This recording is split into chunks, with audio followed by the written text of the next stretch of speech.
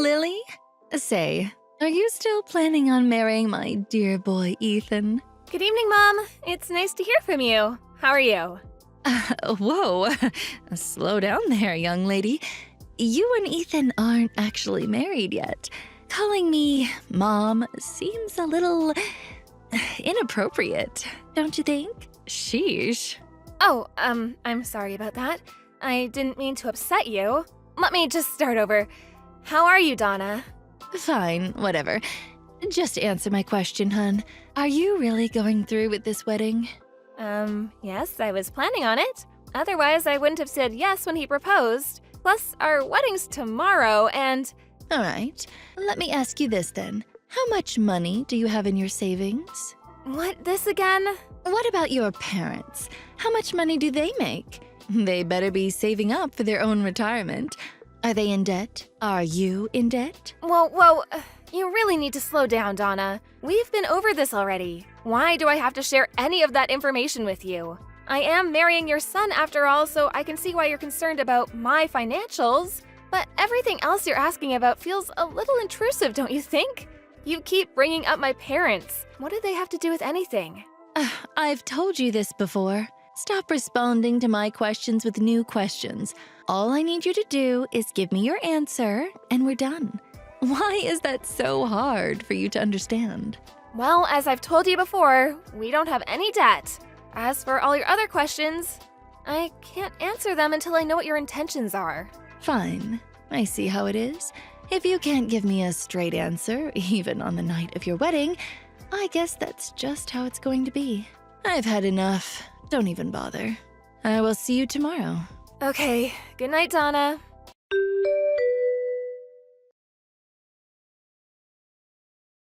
Hey, Ethan. Your mom texted me again asking about my family's financial situation. What? Again? Jeez, I can't believe she's still bringing that up. What exactly did she ask you this time? The same set of questions as before, and the time before that. I see. Dad and I have both told her it's not polite or appropriate to pry like that. But it just goes into one ear and out the other. I'm really sorry. It's fine. I'm just glad at least you and Victor have my back. We need to make sure we keep an eye on her at the wedding tomorrow. I hope she doesn't try to pull anything stupid. Worst case, if she does, I'm prepared to kick her out of the venue. I really hope it doesn't come to that. Same here. I'll talk to Mom again tonight. Make sure she doesn't try anything funny tomorrow. I'll ask my dad and my other relatives to keep an eye on her too. I'm really sorry about all of this. My mother making a scene is the last thing we need on our wedding day.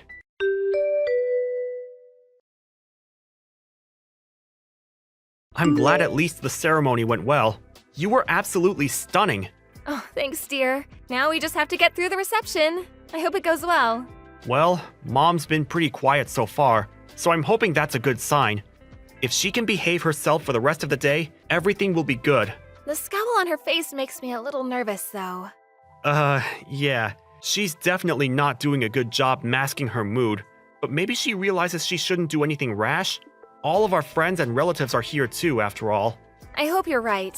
All I want is for everyone to have a good time and for the reception to go smoothly.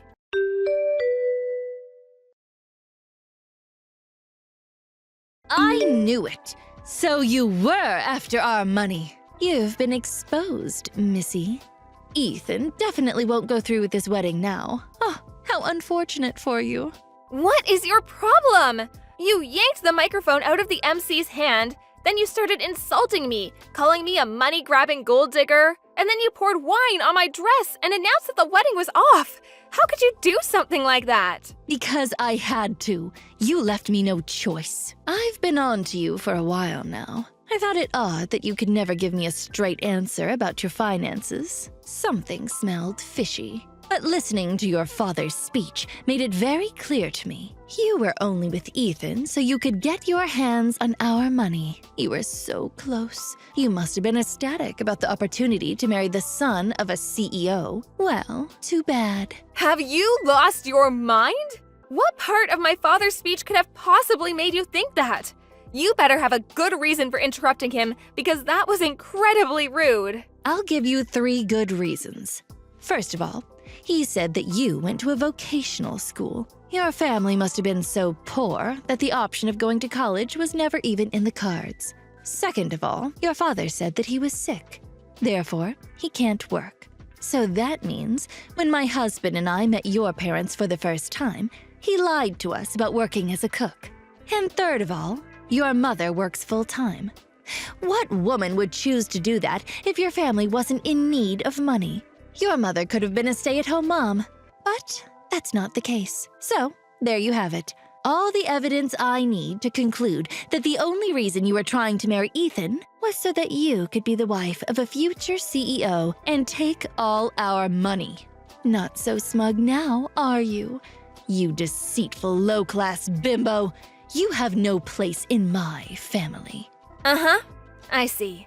Fine then, the wedding is canceled. I hope you're pleased with yourself. I am, indeed. Now, get lost, you beggar.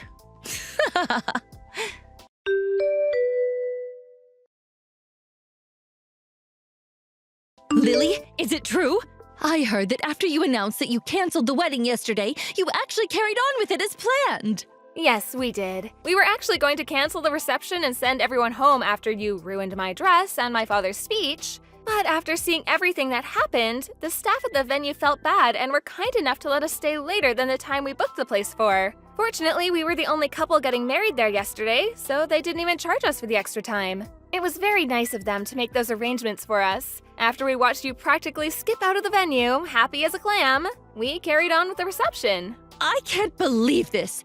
So when Victor dropped me off at the house saying he had some errands to run, he was actually headed back to the venue to join us, exactly. Oh, how dare he do that to me? After I went through all the trouble to expose your true identity. You nasty double-dealing pauper! Let me set the record straight because it seems you're confused about a lot of things. I don't need you to be making any more presumptions about me and my family. Confused? Presumptuous? Please, I know exactly what's going on. You foolish little girl. You're still trying to trick me, aren't you? Trust me, I'm not. You seem to be missing a lot of context because you interrupted my father's speech and never listened to the end of it. First of all, yes, I did go to a vocational school. I chose to go to the culinary school so I could help my dad out with the business. The business? What business? You seem to think he works at a restaurant as a cook? Which I guess isn't entirely wrong, but there's more to it. He's the head chef at the restaurant he owns. I'm sorry, what? I went to culinary school so I could learn the basics and prepare myself before I started working with my dad at the restaurant. The head chef and owner of a restaurant? What are you even talking about?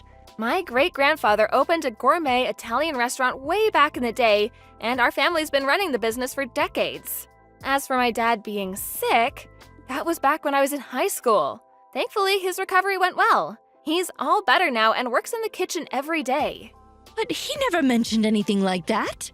If you recall correctly, in the speech he mentioned the time he got sick.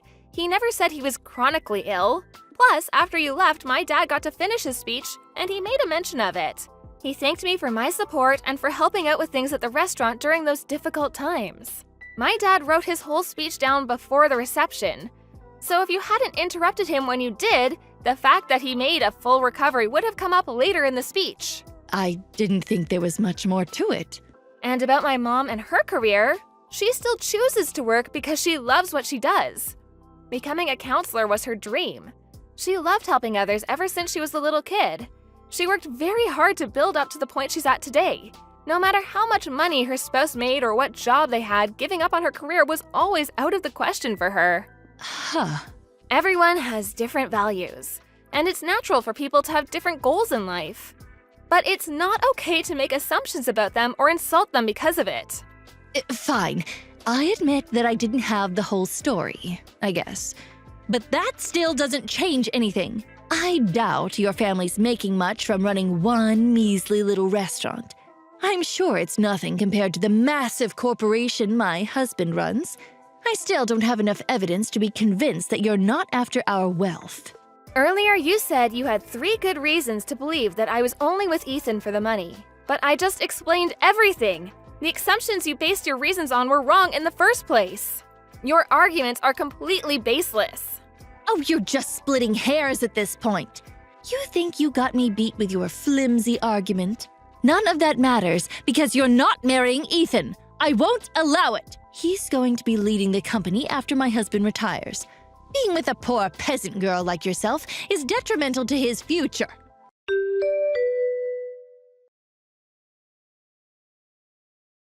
Lily! I'm so sorry about my mother's behavior. I have no idea what's gotten into her, but it's completely unacceptable. I'm okay, Ethan. At least you and your dad are on my side. Of course we are. We know you and we know your character. You're a kind, hardworking, and loving person. Thanks. I really appreciate that. So, I have something I wanted to talk to you about, and I want my dad and your parents to be there to hear it. Can you talk to your parents so we can arrange a time for all of us to meet in the next few days? Alright, sure. What is it that you want to talk about, though? I've been thinking about a lot of stuff. About the business, about our future. I want to make the best choices for us. Dad's been helping me figure some of it out, too. I think I reached a decision, but I wanted to run it by you and your parents first. Okay, I'll check my parents' schedule and get back to you. Thank you. I appreciate it. We'll talk soon.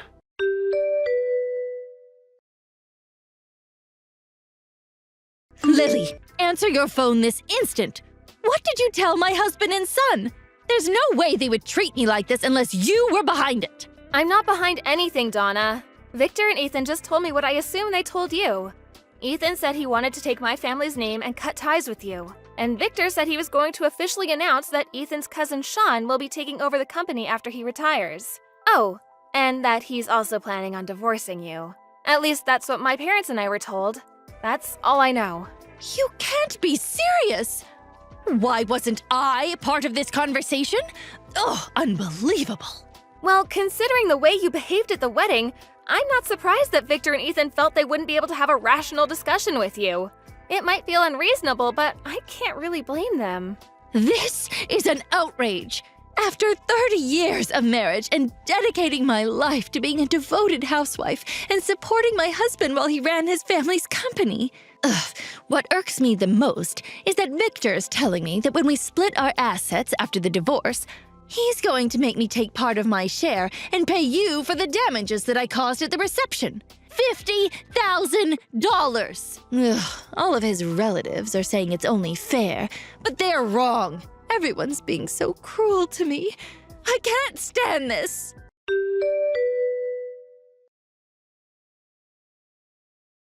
Mom, I know you're upset, but please, stop taking your anger out on Lily. Ethan? Oh, don't tell me you're with her right now. Of course I'm with her. We just brought our papers to City Hall. It's official. We're a married couple now. I can't believe it. I took her last name, just like I told you I would. What have you done? I'm going to keep working at Dad's company as an employee, but I'm not involving Lily or myself in business operations. But you're my only son, and you were supposed to take over the business, become the CEO. Do you truly think that what you're doing is acceptable? I already told you, Sean's taking over the business, not me. And besides, this decision wasn't official until now, but it was practically decided for a while. What? You just assumed I was taking Dad's place and made a whole big deal about nothing. But think of the position that puts you in. This puts me in a great position, because it's exactly what I wanted. Sean's great at what he does. He's skilled, innovative, and very capable. The company's in good hands with a businessman of his caliber at the top. You may have supported Dad at home, but you have no say in what happens with the company. It has nothing to do with you. This can't be. Lily's my family now. I need to go. I'm sorry, but after everything you did at the wedding, I've lost respect for you completely, and I honestly just want nothing to do with you. And as far as your relationship with Dad's concerned, go talk to him about it. I'm sure you both have some stuff to figure out. Ethan, no.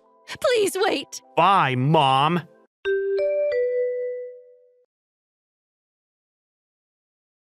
Donna was furious and kept making a fuss, blaming me for everything.